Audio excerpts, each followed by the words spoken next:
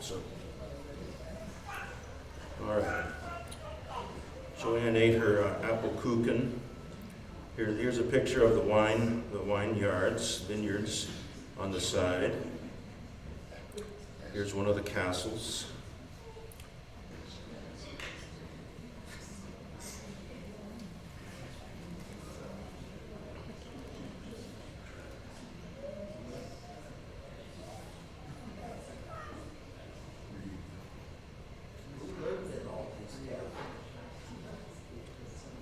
Well, wealthy people.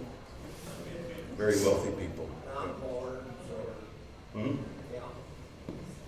Yep. All I can say, it wasn't me. I did not live there.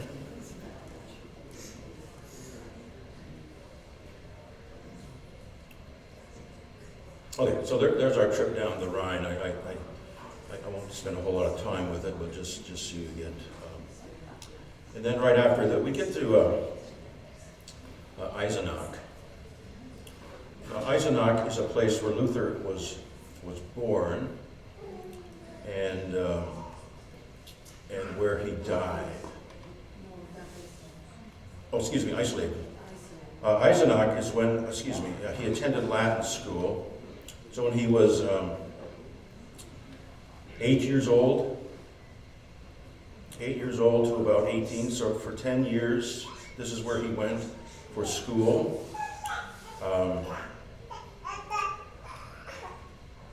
And one of the important things about Eisenach is that this is also where J.S. Bach, this is the Bach house. This is where Bach lived in Eisenach. And Joanne, you were there before 45 years ago. You remember this place. And so it's the same house. So I could show you a lot inside the house. I won't, but so this community is known primarily not only for the place where Luther went to school and learned his Latin, but it was primarily for J.S. Bach.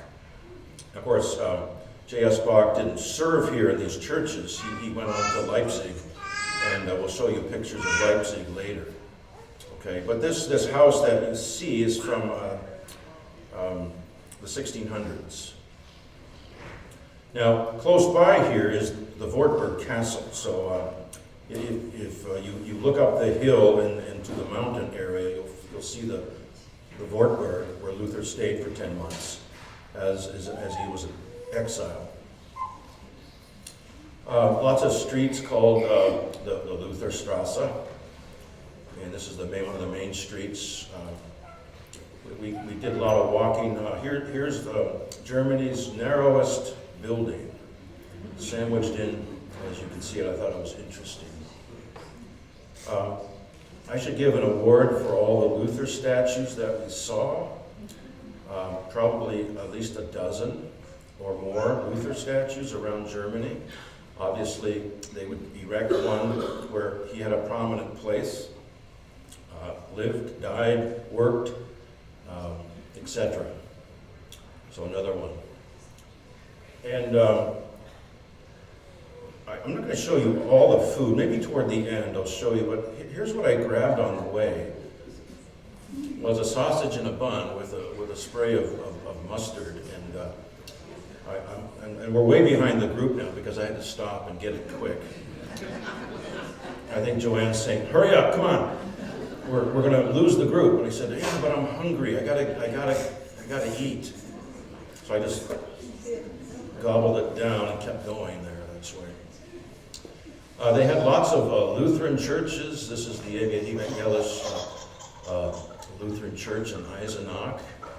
So we did go in. This is not the Independent Lutheran Church or the SELK, but it's the state church, so it's the more liberal church. We call it the ELCA Church of Germany. But we did go in, and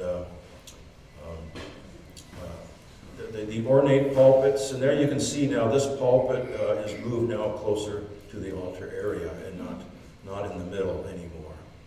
So that was a recent phenomenon in the churches. There's the pulpit from the other side. The canopy above, You know what that's for? Rain. Anybody? Rain?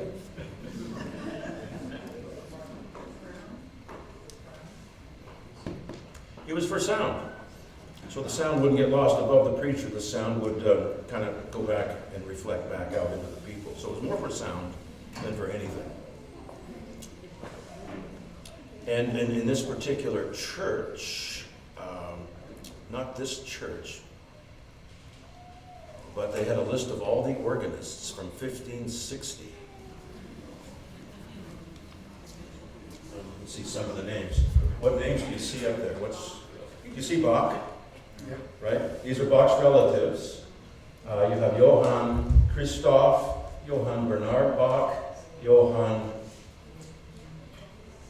Zimft Bach, Johann Georg Bach, right? So 4 Bachs right in a row. 4 Bachs short of a 5, right? And of course these were his relatives. So they listed, of course the last guy is Christian Grötzner. He's been there over 20 years as the organist. So they honor their organists as well. Is David with us? He's probably practicing. He's practicing. All right. And so from 1560 to the present, and then they also made mention of their pastors. I listed 39 pastors from 1525 to the present. And some good German names in there. Christian Grotner is the present pastor. He's been there about 22 years as well. So he and the organist started together by the looks of it. All right. But no Bachs as pastors, only musicians that we can see. All right. Just one of the museums, one of the Bach House museums that we went into. And I think, Joanne, this is one of the favorite parts of the tour, wasn't it? Was to go into these Bach houses and see the history of Bach. Here's not a Luther statue, but a Bach statue. Here's another one in the museum. Now, why is Bach so important to us? For many reasons. He was Lutheran, through and through. He was solidly Lutheran, and we should know that. It says, Bach was baptized at St. George's Church in Eisenach in 1685, 2 days after his birth. His godparents were Johann Georg Koch, a forestry official from Eisenach, and Sebastian Nagel, a town musician from Gotha. It was from the musician that Bach took the name Sebastian, which made his name unique in the family, in contrast to his brother Johann Christoph, who had several relatives with the same name, such as the twin brother of Ambrosius and his second cousin, the famous organist in Eisenach. It is possible that some of Bach's brothers and sisters attended the baptismal ceremony. His mother would certainly not have been there, since under the church rules at that time, she would have had to stay away from church for 6 weeks after her child's birth. The officiating minister was the magister and later superintendent of Eisenach, Johann Christoph Zerst. Having been baptized a Christian, Bach remained a deeply religious Lutheran all his life. For Bach, music was mandated by God's Spirit. The JJ you see on his manuscripts refer to Jesu Juha, or Help Me Jesus. Bach begins most of his works with these initials, and at the end he writes SDG, Soli Deo Gloria, to God alone be the glory or the honor. Bach wrote, with devotional music, God is always present in his grace. And he is head and shoulders above all composers. All musicians regard Bach as the greatest of all musicians that ever existed. And then in the museum, here is Bach's, this was his Book of Concord that he studied. His Book of Concord, if you can imagine, with a picture of Luther on it. Right? You just want to get at it and flip through it, but you can't. It's behind glass. So, J.S. Bach. Um, can anybody think of any hymns that he wrote in our hymnal? Here's a quiz. Or we have tunes, but is there a hymn that he wrote? Yes? He's attributed one of the versions of A Mighty Fortress. There's one of the versions of A Mighty Fortress. Yes. No? 9? Okay. Okay. Joy of man's desire, and I think we all are God. There we go. Yeah. Okay. See? Jesu joy. He would use the hymn tunes and elaborate on them a lot. Like I don't know if he composed that many, but like Jesu joy maybe. Like he elaborated on them. He wrote in his cantatas. He wrote a lot of tunes in his cantatas. Those are all used now. Not all, but some, yes. there's several of those in our hymn today.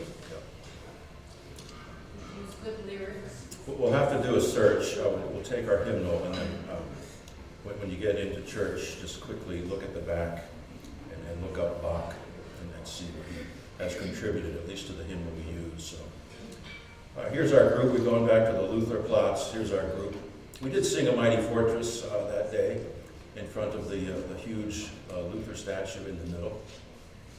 So Eisenach, where Luther went as a schoolboy, and fond memories of that. Of course, from time to time, I'm sure he would look up on the hill and see the Wartburg Castle, never knowing that he would spend 10 months of his life there one day in exile from Charles V and the authorities who were out to not only arrest him, but to take his life. So remember, the Wartburg lasted from May 1521 to March 1522.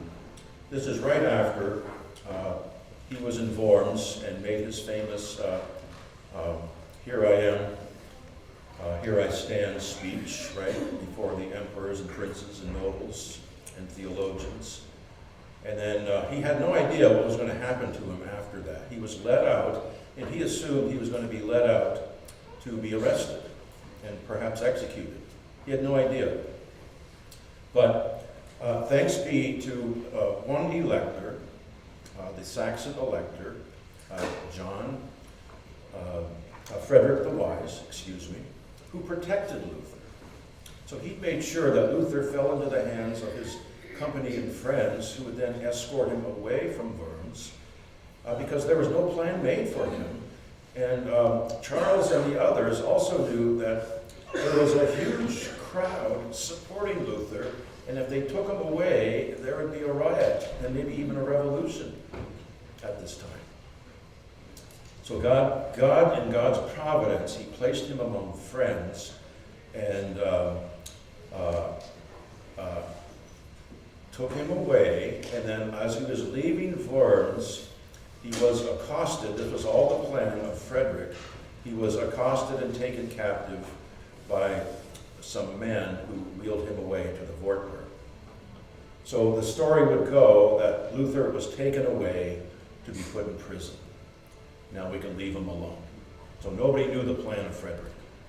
But this was Frederick's plan, was to hide him away for many months, if not years, so that he could be protected from those who are out to get his life. I mean, think about what he just did. He objected not only to the Roman Catholic theology, but as you know, what his writings portended was that he spoke against the Pope and the Holy Roman Empire as an Augustinian monk. But by now, his publications have spread far and wide, and people have read his publications, and he was gaining more and more and more support for his writings at this time. So he's placed in exile. He disguises himself. He grows his hair. He grows out a beard, and he's given the name Junker or Junker George, and this is what he's known for. He's trying to disguise himself as a knight. And so this Wartburg Castle is a place, wasn't only a refuge also for taking care of people, but it was mainly used as a castle for the knights. So this new knight arrives, and he kind of looks strange, and they don't know who Luther is. And he disguises himself. And when he gets there, he's kind of relieved he's there. And, God has placed me among the birds because the views are outstanding. And he can just rest and relax from all the things that have just happened to him. But after about a week or so, he gets very bored. As you know, an active man like this who writes and preaches, and he's got nothing to do, right? What am I going to do? And so some depression sets in again. He had a history of depression, and so he got depression here in the Wartburg. He got to know some of the knights. They got to know him, but he hid his identity. Let's see. I wish I could show you. At the very top of the Wartburg is this very outstanding hall, which King Ludwig II visited, and he made a copy for the Neuschwanstein castle on a grander scale from the Wartburg. So I took a picture of the grand hall on top here. Here are some of the beautiful views that you can see. Pastor, Yeah. show my ignorance. Is that where he translated? Yes. The whole thing in 10 months? Well, no, actually, no. It took him several months to get started on it, but he translated the New Testament from the Greek into German in only 10 weeks. He did it in 10 weeks. There. Yes, in the Wartburg. And he used Melanchthon's Greek translation to do it from. We'll get into Melanchthon in a moment, but he was the prime Greek scholar of the area in Europe, was Melanchthon. So Luther used Melanchthon's Greek to translate it into German. And it was Luther's German text of the Bible that became the standard German language for the people, even till today, was Luther's Bible. The standard German that he wrote. It's amazing that happened. So just 10 weeks. He did the Old Testament later, but it was the Greek New Testament that he worked on. So you got nothing to do. What are you going to do? Yeah. And of course, he got right to it. If you've heard of the artist Lucas Cranach was one of the main artists of the time that lived in Wittenberg, and I was surprised, almost shocked to know that his original paintings are here in the Wartburg. And here's a picture of Luther in his doctor's cap. Of course, this is later in years. But they decided to put these original paintings here in the Wartburg. So that I didn't know that. There's the familiar paintings of Luther and Katie, all behind glass, of course. You can guess who they are. Who would they be? His parents, Hans and Margareta, right? Not very joyful. I mean, imagine sitting there for your portrait with Cranach, and how many hours and hours you had to sit there. I would get fussy myself. Not much about his mother, but lots about his father. Of course, as the story goes, his father was a hard worker. He worked in the copper mines. And the patron saint of the copper mines was St. Anne, which is why Luther cried out at the thunderstorm, "St. Anne, save me," because they would pray to her all the time. He became fairly wealthy, but he wanted his son. He recognized the genius and the intelligence in Luther, and he wanted his son to become a lawyer. Of course, Luther started to study. He was on that track to become a lawyer until the famous thunderstorm incident, right? And I'll talk about that in a moment. He and his dad, after that, did not get along very much until finally they reconciled years later. When Luther became a priest at his ordination, his father came with friends and family and with gifts.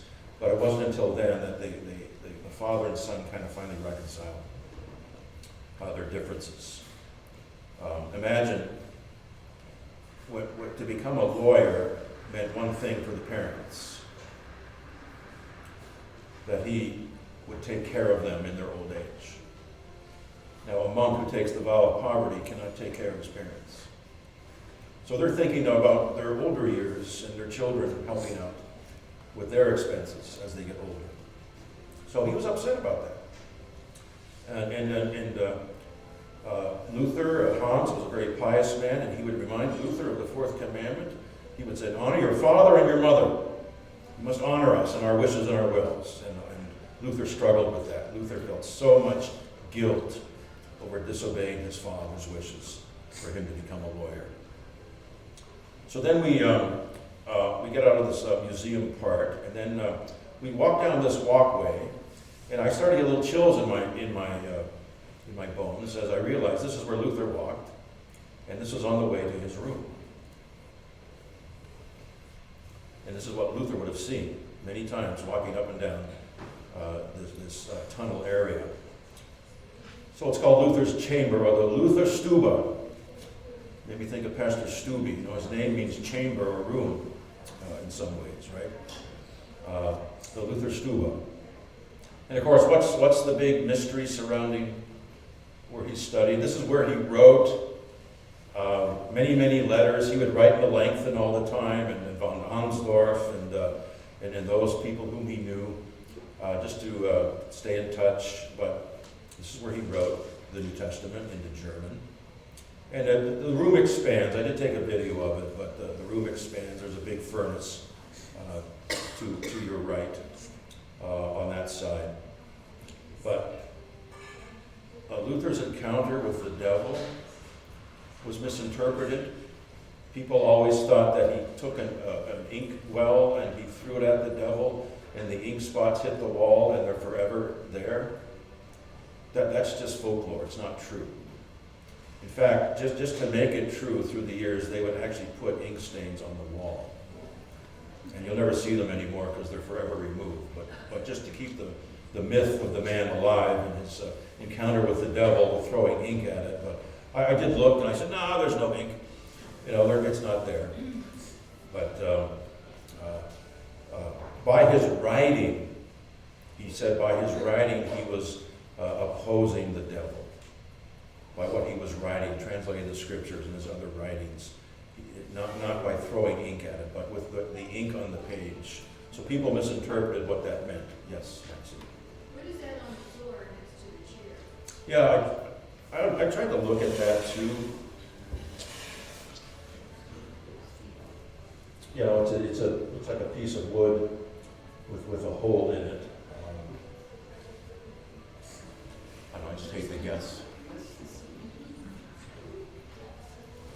The tour guide wasn't there. If I took the picture, I would have asked him the same question, but I'll do my investigation next week, because now I can't sleep tonight. I don't want to know that bad. Or see, they can put a speed on it to rest his Maybe for his feet, yeah. Perhaps for that. Okay. All right. What else here? Okay, we're going to move on. From here, we go to Erfurt.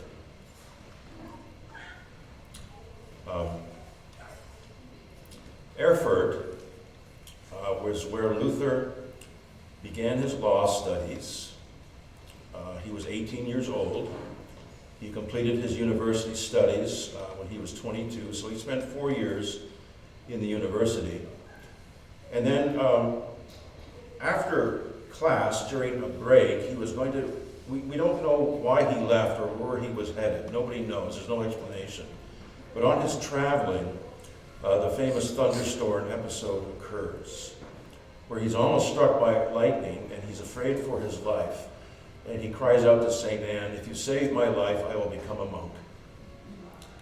And of course, he knows all about monkery because in this town, the three major divisions of Roman Catholic monks are all there. In fact, a third of this town was made up of monks.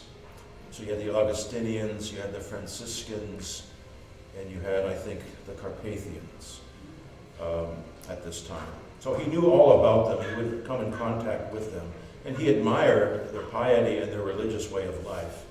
So when he almost died, and out of the fear of God, he then confessed his desire to serve God, to save his life, that he would become a monk here in this town called Erfurt, even though it's spelled E-R, it's Erfurt pronounced. All right. So and this is, a lot of German towns look like this, houses that are close together, narrow lanes, red type roofs. This is a typical town in Germany. This is our tour guide that we meet. There's President Harrison. She is 88 years old, and a remarkable person. And Germans are typically a lot more healthier than North Americans. You don't see much obesity. People like to walk, they bicycle, they try to eat healthy. So I was taking note of Germans in general, of how they would walk. And so she started off with her bag and her flat shoes. And I looked at her shoes and I thought, those are not good shoes to walk in. And she just toodles off. And she's 88 years old. And this is what she does. And we're trying to keep up with her. And then we asked about her personal life a little bit, and she's still married. She was still married for 67 years with her husband still alive. And she looked at all of us and said, "You do the same thing. You stay married. Do it." You know. So I imagine she had a. And here's another Luther statue. I don't know how many I took. I don't want to show all of them to you. Now we come to this restaurant, our place of business, and she had to explain to us the seating at the doorway or the portals. It's very significant. I didn't realize the significance of these, but this, for two people to sit and to talk and engage in deep conversation was important. And they didn't have benches or chairs at this time, but they would engrave and build these seats right into the portals. And often it was for women to sit down and socialize. It became a great opportunity to socialize for women. But in other cases, it became time as a tradition for people to propose to each other, or for a man to ask for marriage on these seats. And so this will come up again in another slide. I'll show you. And so she had to sit down and tell us about the significance of these chairs. The housing over the river was there in Luther's time, so this is the 16th century housing that was built right over the river.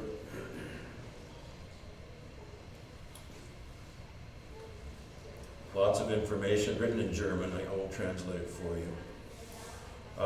This next one gave me chills. This is the exact gate where Luther went to join the monastery and the cloister. This is where he left all worldly goods behind, kept his vow, went through those gates, went through those doors, and left the world behind at that exact same place, in the Wittenberg Chapel. So I thought, oh, wow, this is the place. They take 3 vows. Vows of what? Vows of poverty, chastity, and obedience. Right? As a priest. I found what that was on the floor. Yeah, what is it? What's on the floor? A whale vertebrae. It's the only thing that was there at Luther's time that's still there. He rested his feet on it. It was a whale vertebrae, and he rested his feet on that. Good, thank you. Oh, I can breathe. Wow. Thank you. Again, more chills up my spine because this is the chapel where Luther became a priest, where he took his vows and became ordained, where he celebrated his first Mass. All right. Here at the monastery, he spent 10 years here, 1501 to 1511, the most defining years of his life. He celebrated his Mass May 1507, his first Mass, and he was ordained as a priest the month before. Of course, this is a big event. When you get ordained and you celebrate your first Mass, the whole community comes out. His family was invited, his father came, and his father brought great gifts to the monastery at this time. It was a huge, huge, huge event for him to do this. And this was the church that he was ordained in and celebrated his first Mass as a priest. And of course, what did he do as a priest? And this, I'll say this in the sermon today a little bit, but Luther's faith had to develop. Luther's faith had to change over the years. And the only way it changed was the fact that he started to study the Bible. And he particularly studied the Psalms, he studied Romans, and he studied the letter to the Hebrews, and some others, but those were the main writings that he studied. And he had to practice the office hours six times a day, every 3 hours. Yeah, 7 times a day, excuse me. Did you say what year that was when you got ordained? Yes. His ordination was May 1507. That took him 10 years to, No, he got there at 1501, so it took him 6 years. 10 years after that, you know. And then 4 more years after that. Yeah, so it was 10 years in total. Yeah, 1507. So we'll get a closer look at that in a moment, and I'll point out one particular thing.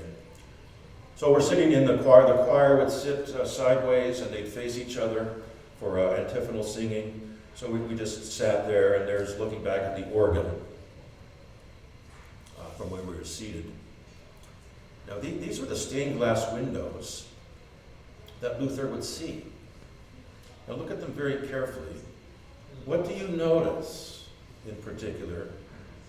I'll give you a close-up in the next picture, but do you see anything? Where? Do you see it? Right, the bottom left? This is what Luther stared at as a priest for all those years, and this is where we get his famous Luther rose from. Right? A little bit embellished, but look at that. Of course, added to it was, the black border and the cross in the middle. It made it more heart-shaped, etc. But this is where it came from, as he would look and stare at this object all those years.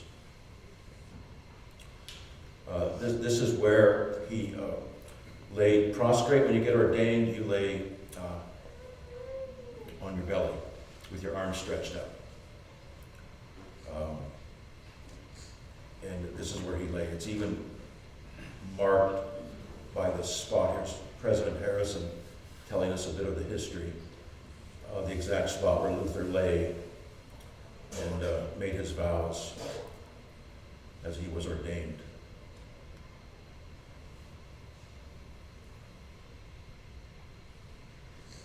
Here's some of the courtyard in the cloister. We got a picture of the very simple wooden printing press. They even demonstrated it, very simple. And the person said, well, I wonder why they didn't think of this before. It's not huge technology, but the timing was right. Luther's cell, one window. That's how big it was, approximately. Beautiful garden.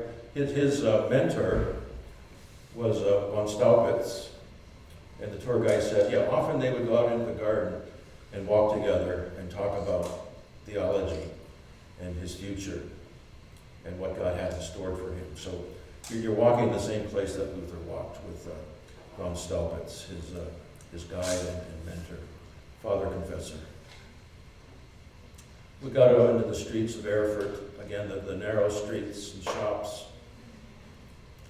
There's a big, huge market square. They call it the Rathaus, right? The government building where they conduct government business in the market square. And then from here, if you look across the market square, up on a hill, you have the two large cathedrals. The one on the left is St. Mary's, where Luther often visited as a monk, and the other one's St. Severus. And they're up on what we call the Mount Tower. I forget how many steps we took to get up there, but it was quite substantial, at least 90 steps, I think, to get up there.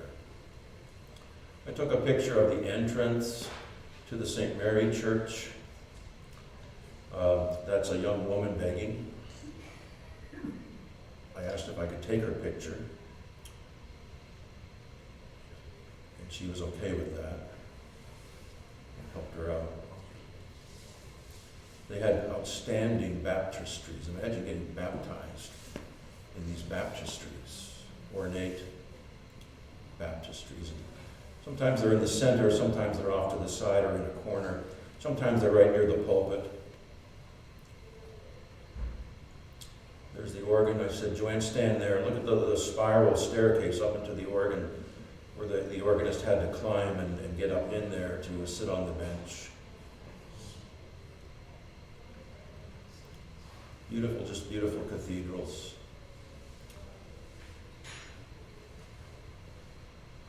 Yeah, closer look at the baptistry. The Bach family also had much of history here in Erfurt, right?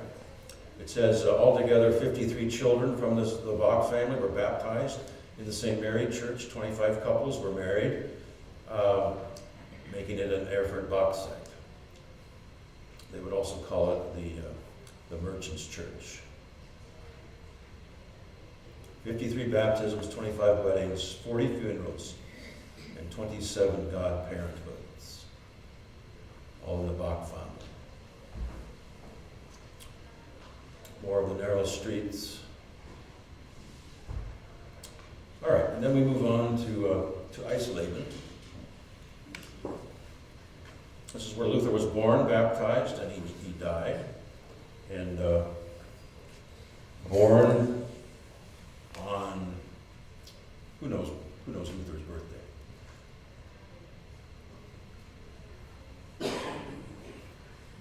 November the 10th. And then November the 11th was what particular saint day? Was St. Martin's Day. So he was baptized on St. Martin Day, named after the St. Martin. Not a common name in those days. Yeah. Did some of those churches that were Roman become Lutheran? Yes. Yeah. Oh yeah. I'm going to show you one in Torgau. I'm going to show you the first Lutheran church in the world. The very first one in Torgau. I'll show you that one. So where he was born, baptized, and then by coincidence, if you will, the same place he died there, traveling. Another Luther statue.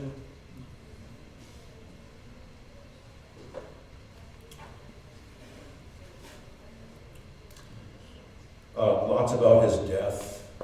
Oh Lord, Dr. Jonas, I feel so ill. The pressure around my chest is so severe. Oh, I will remain in Eisleben. So this is just, I think this was written 2 or 3 days before he actually died.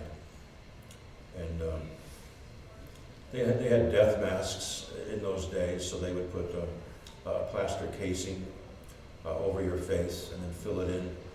And so this is what Luther looked like when he died. This is his face. Beds are short in those days, of course, covered by drapes to keep people warm. Oftentimes it's short because, well, Luther was 5'4". He wasn't that tall. It was the average height in those days. But people often slept not on their backs because there was fear they would die if they slept on their back. So people often slept like we do in recliners nowadays with your torso and your head elevated somewhat. So you didn't need long beds because you didn't lay flat. So they had all these superstitions about people dying if you laid flat. And here's a famous painting depicting Luther on his deathbed that is in the museum, surrounded by Justus Jonas, and Katie couldn't be there. They corresponded. He wrote to her. She was very upset and anxious at this time. She couldn't be with her husband, and he died without her at the age of 62, which is the average lifespan was in the 40s. So he went 20 years beyond the average with all his health issues and problems, and many of them. Another Luther statue. And there's 4 depictions around this one. I walked around it. I love this one because it depicted Luther as the family man leading family devotions. And I have a similar picture like this in my office, if you ever come in, where Luther was the family man and teaching his children and servants songs and devotions, and teaching the catechism in the home. So we're going to stop there. We're going to move on to Leipzig briefly, and then we'll get to Wittenberg next week and finish up next week in Wittenberg. All right, and that should do it, I think. What do I got? Oh my, this is slide 173 of 310. So we're going to go fast next week. All right, we'll go fast next week. So, all right, let's end with a prayer. Heavenly Father, grant us your blessing on this day as we commemorate not only Luther, but all of the many faithful reformers that you have risen up through the history of the world to bring us the pure gospel message of Christ crucified, Christ risen. Be with all church leaders, our Missouri Synod, our president, be with all pastors and church workers as we celebrate all over the world the Reformation of the church. We pray in Jesus' name, amen. Okay, we'll get to Wittenberg, which is next All Saints celebration, right? All Saints next Sunday.